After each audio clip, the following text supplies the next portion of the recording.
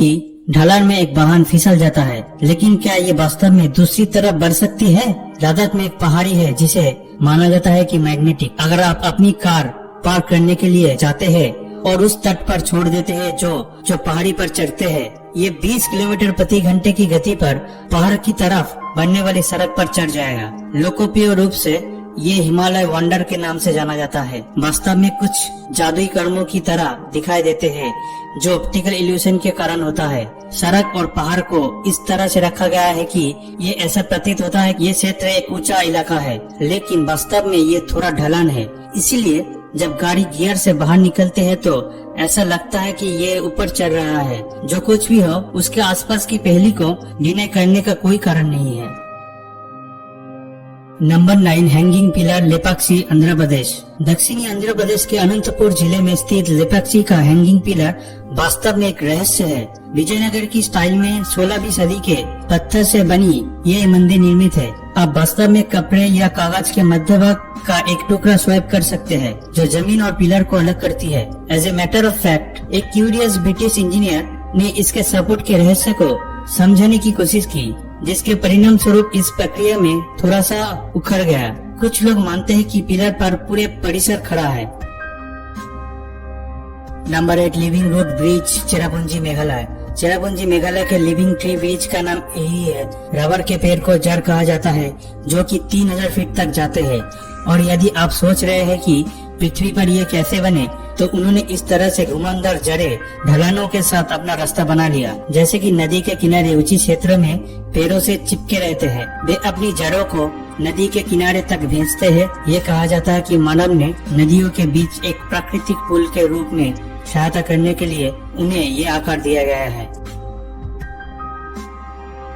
Number 7, floating lake, Loktak, Manipur. Bharat के उत्तर पूर्वी Loktak lake सबसे बड़ी मीठे पानी की झील है। इसके फ्लोटिंग फुंडिस के कारण इसे दुनिया का एकमात्र अस्थायी झील का नाम दिया गया है। इसकी प्राकृतिक सुंदरता के अलावा ये झील मणिपुर की अर्थव्यवस्था में बड़ी भूमिका निभाती है। Hydro power generation, irrigation, drinking water supply और स्थानीय मछुआरों के लिए जीविका के रूप में सेवा करते हैं। लोकटक पर फुंडिस या फ्लोटिंग आइलैंड का केबुल लामाजो नेशनल पार्क है, जो लुप्तप्राय मणिपुर हिरन का अंतिम प्राकृतिक शरण है। नंबर 6, ग्रेविटी डिफाइन पैलेस, बड़ा इमामबाड़ा, लखनऊ। ये स्थापत्य 18वीं सदी की है। नवाब असाफ-उद-दौला ने इस अद्भुत मिश्रण को यूरोप और अरबी वास्तुकला को एकदम सही सद्भाव में बनाया है। सेंट्रल हॉल 50 मीटर लंबा है और लगभग 3 मंजिला ऊंची किसी भी पिलर या बीम के सपोर्ट के बिना खड़ी है। मेन हॉल भूल-भुलैया की वास्तुकला या 1000 से अधिक सीढ़ियों के लिए जाना जाता है। इमामबाड़ा परिसर में भरपूर उद्यान, शानदार मस्जिद और बावड़ी है। Number 5, land of black magic, Mayong, Assam. Mayong के रहस्य का एक ढेर जो कि काले जादू की भूमि के रूप में जाना जाता है। पवित्र वाइल्ड लाइफ सेंचुरी के निकट गुवाहाटी शहर से 40 किलोमीटर दूर एक गांव है। यह लोकप्रिय माना जाता है कि मायोंग सांस्कृतिक शब्द से भ्रम के लिए माया का नाम आता है। जानवरों में परिवर्तित होने वाले और पतली हवा में गायब होने वाले मनुष्यों को कई कहानियां मायोंग से जुड़ी हुई है। जाति और जादू पारंपरिक रूप से प्रचलित थे और पीढ़ियों से गुजरते थे। आयुर्वेद और काला जादू के कई प्राचीन अवशेष अब मायोंग सेंट्रल संग्रहशाला में संरक्षित है। Number 4, the abandoned village, Kuldhara, Rajasthan. लगभग 200 साल पहले कुलधरा में 1500 से अधिक पलीवल ब्राह्मणों का घर था, जो कि ऐसी समुदाय के वंश थे जहाँ 5 से ज्यादा सदियों से यहाँ रहते थे। हालांकि एक दिन 85 गांव के निवासियों सहित पूरी आबादी भाग गए रातों रात। लोक कथाओं के अनुसार कुलधरा के लोग न केवल गाँव को छोड़ दिए थे, बल्कि इसके बजाय उन्होंने इसे किसी श्राप के साथ छोड़ दिया, किसी भविष्य के बस्तियों को मना कर दिया। आज यह जो कोई भी बचा है वो कुछ इमारतें, एक पुराने मंदिर और अफवाहें है जो अचानक निकासी की व्याख्या करने की कोशिश करती है। Number 3, twins town, Kodinhi, Kerala. Kerala में मल्लपुरम जिले में स्थित ये छोटा गांव लगभग 2000 परिवारों के लिए निवास है। यह असामान्य बात है कि इन परिवारों ने करीब 220 जुड़वा बच्चों का जन्म दिया है।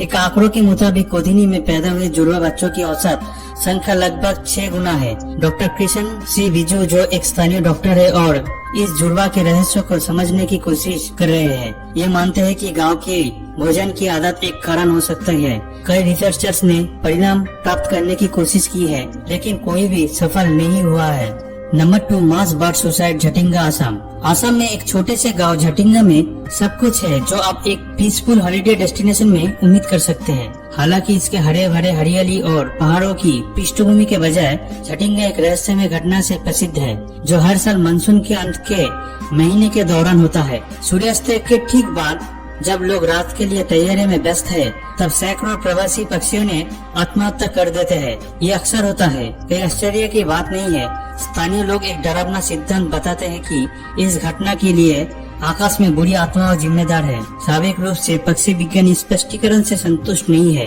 और अपने संग एक वैज्ञानिक सिद्धांत के साथ आए हैं। वे कहते हैं कि घने मानसून कोहरे के समय जब इन घबराए हुए पक्षियों गाँव की रोशनी के लिए अपना रास्ता बनाने की कोशिश करते हैं, तो वे पेड़ों और इमारतों को मारते हैं। इसके परिणाम स्वरूप मौत या गंभीर चोटें होती है। हालांकि ये समझने में कोई भी नहीं है कि ये पक्षी रात में क्यों उड़ते हैं और हर साल उसी स्थान पर क्यों फंस जाते हैं।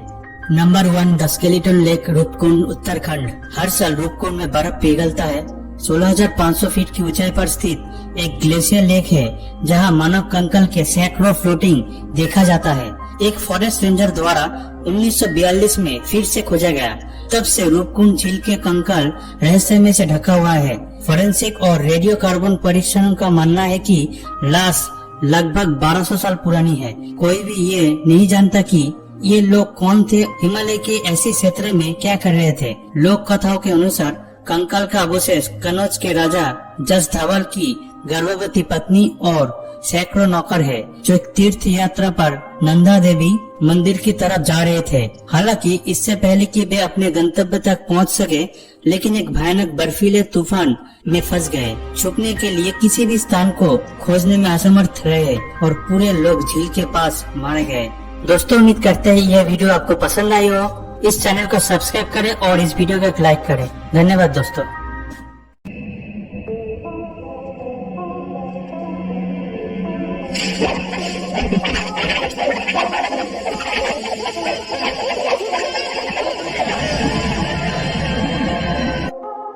दोस्तों, जब भी बात आती है रहस्यों की तो हम लोग भारत से बाहर ऐसे स्थलों की खोज में निकल जाते हैं जहां पर हमें विज्ञान से परे कोई घटनाक्रम मिले। लेकिन आज हम लोग आपको भारत के ही एक ऐसे स्थान के बारे में बताने वाले हैं जिसे तंत्र मंत्र से लेकर विज्ञान तक कोई भी नहीं सुलझा पाया है और आज भी किसी को भी ये नहीं पता है कि उस रहस्य के पीछे की असली वजह क्या है। केरल में स्थित पद्मनाभ स्वामी मंदिर रहस्यों का भंडार है और संपूर्ण विश्व में इसके रहस्यों की चर्चा है। देखने में तो ये अत्यंत भव्य और विशाल लगता है, लेकिन इसके अलावा और भी अनेक तरह के रहस्य इस मंदिर के गर्भ में समाहित है। ये मंदिर आस्था का प्रतीक तो है ही, साथ ही साथ अपार धन संपदा के कारण ये संपूर्ण विश्व के सामने आकर्षण का केंद्र बना हुआ है। अगर ग्रंथों की माने तो 5000 साल पहले जब मानव जाति ने कलयुग में अपना पहला कदम रखा था, तो ग्रंथों के अनुसार उस समय भी ये मंदिर वहाँ पर उपस्थित था। लेकिन बाद में 18वीं शताब्दी के आसपास त्रावणकोर के राजाओं ने इस मंदिर की आकृति को पुनः निर्मित किया और उसके ढांचे को एक नया रूप दिया, जिसका अर्थ ये है कि आज आप जिस मंदिर के ढांचे को अपने सामने देखते हैं वो 18वीं शताब्दी में त्रावणकोर के राजाओं द्वारा बनवाया गया था। इस मंदिर के इतिहास में एक और रोचक किस्सा भी शामिल है और वो ये कि देश की आजादी के बाद जब सभी मंदिर सरकार के कब्जे में आ रहे थे, तो पद्मनाभ स्वामी मंदिर को सरकार ने अपने अंडर में न लेकर राजा मार्तंड वर्मा और उनके परिवार वालों को ही इसकी देखरेख की पूरी जिम्मेदारी दे दी। और आज के वर्तमान समय में भी यही शाही परिवार एक प्राइवेट ट्रस्ट बनाकर उस मंदिर की पूरी व्यवस्था को देख रहा है। जैसा कि मंदिर के नाम से ही पता चलता है कि ये मंदिर श्री भगवान विष्णु का है और इस मंदिर को लेकर ऐसी मान्यता है कि त्रावणकोर के महाराजा ने यहाँ बहुमूल्य हीरे जवाहरात छिपा कर रखे थे, ताकि कभी राज्य पर या किसी पर भी कोई भी विपत्ति आई तो उस बुरे समय में ये धन काम में आ जाए। महाराजा का ये सख्त आदेश था कि जिस जगह पर धन रखा हुआ है उन दरवाजों को कोई भी नहीं खोलेगा।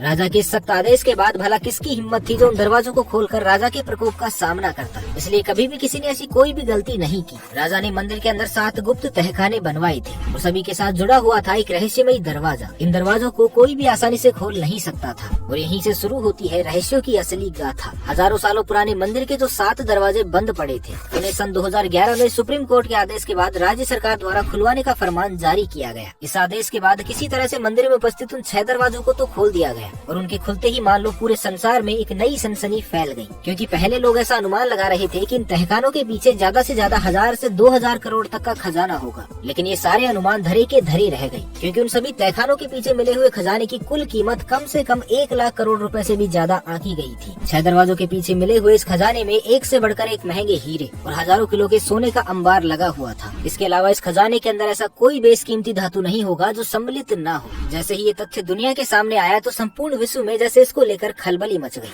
सुप्रीम कोर्ट के आदेश के बाद एक एक करके पूरे 6 दरवाजों को खोला गया और बेशकीमती खजाना भी प्राप्त किया गया। लेकिन मंदिर के कर्मचारी जैसे ही 7वें दरवाजे को खोलने के लिए आगे बढ़ते हैं तो उस 7वें दरवाजे की भव्यता को देखकर ही वो सब स्तब्ध रह गए। वहाँ एक विशालकाय भव्य दरवाजा था जिस पर 2 विशालकाय नागों की आकृति बनी हुई थी। उन सर्पों को देखकर ऐसी सजीवता प्रतीत हो रही थी कि मानो वो स्वयं भगवान विष्णु के रक्षक नाग हैं और इस दरवाजे की रक्षा कर रहे हों। द्वार के आसपास के क्षेत्र को जब अच्छे से जांचा जा रहा था तो वहाँ एक जगह पर लिखा हुआ था कि जिस किसी ने भी इस दरवाजे को खोलने का प्रयास किया तो उसके साथ कुछ बहुत ही बुरा होगा और उसके ऊपर कई सारी विपत्तियां एक साथ टूट पड़ेंगी। श्रद्धा और भय के चलते किसी ने भी उस मंदिर के 7वें दरवाजे को खोलने की कोशिश नहीं की और इसी वजह से उसे कुछ समय के लिए बंद ही रहने का आदेश दिया गया। लेकिन दुनिया में लालची और जिज्ञासु लोगों की कोई कमी नहीं है और ऐसे ही कुछ लोभी इंसानों ने कई बार इस 7वें दरवाजे को भी खोलने का प्रयास किया। लेकिन जिस किसी ने भी उस चेतावनी को टालने की जुर्रत की उसका अंजाम अच्छा नहीं हुआ। कुछ व्यक्तियों की वहीं पर मृत्यु हो गई तो कुछ का ऐसा हश्र हुआ कि उनके लिए उनका बाकी बचा हुआ जीवन जीते जी नर्क बन गया। पता नहीं उन लोगों ने वहाँ पर ऐसा क्या देखा कि जो लोग जीवित रहे भी वो या तो मानसिक तौर पर अस्वस्थ हो गए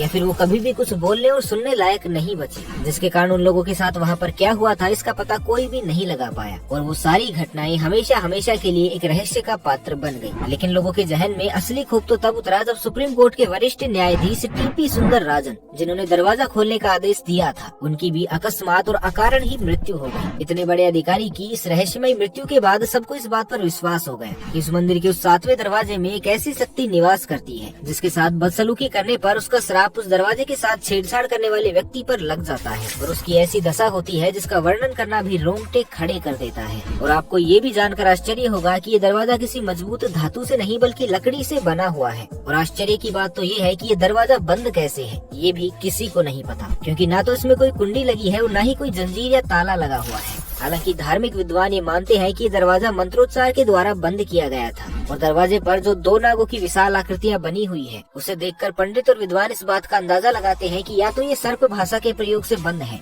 या नागपाश जैसे मंत्रों के प्रयोग से इसे बंद किया गया है। नागपाश जैसे मंत्रों के द्वारा इसे बंद किए जाने के कारण अब इसे सिर्फ गरुड़ मंत्र के उच्चारण के द्वारा ही खोला जा सकता है। लेकिन बड़े बड़े साधु सन्यासी भी गरुड़ मंत्रों के शुद्ध उच्चारण में असमर्थ है। और दूसरी बात ये भी है कि इस विधि में जरा सी भी चूक अनर्थ का कारण बन सकती है। इसी कारण से आज तक इस दरवाजे को मंत्रों के द्वारा खोलने का भी प्रयास नहीं किया गया है और न ही आगे किए जाने की कोई आसार है। हालांकि कई इतिहासकारों ने अपनी पुस्तक में इस बात का वर्णन किया है कि साल 1910 से 1932 के बीच जब कभी भी उन्होंने इस दरवाजे को खोलने का प्रयास किया या फिर उसके आसपास भी जाने की कोशिश की तो 7वें दरवाजे के पास उन्हें कई सारे सांप एक झुंड में किसी रक्षक मुद्रा में दिखाई दिए। इतिहासकारों के अनुसार उनकी मुद्रा को देखकर ऐसा लग रहा था कि जैसे वो 7वें दरवाजे के पीछे किसी चीज की रक्षा कर रहे हो। हालांकि जब धर्म और आस्था से जुड़े हुए लोगों के सामने इस बात का जिक्र किया गया तो उनमें से कई लोगों ने इस बात का अंदाजा लगाया कि उस दरवाजे के पीछे शेषनाग का कोई अंश उपस्थित हो सकता है जो इस कलयुग में कल्कि अवतार के साथ किसी भूमिका को निभाने के लिए तत्पर हो, या ये भी हो सकता है कि उस दरवाजे के पीछे ब्रह्मांड की सबसे अनमोल नागमणि नागराज के साथ उपस्थित हो। इस दरवाजे से संबंधित रहस्यों को अगर काल्पनिक तौर पर संजोया जाए तो उसकी कोई सीमा नहीं है और जब तक इस दरवाजे को खोला नहीं जाएगा तब तक तो अनुमान लगाने के अलावा हमारे पास कोई और चारा नहीं बचता।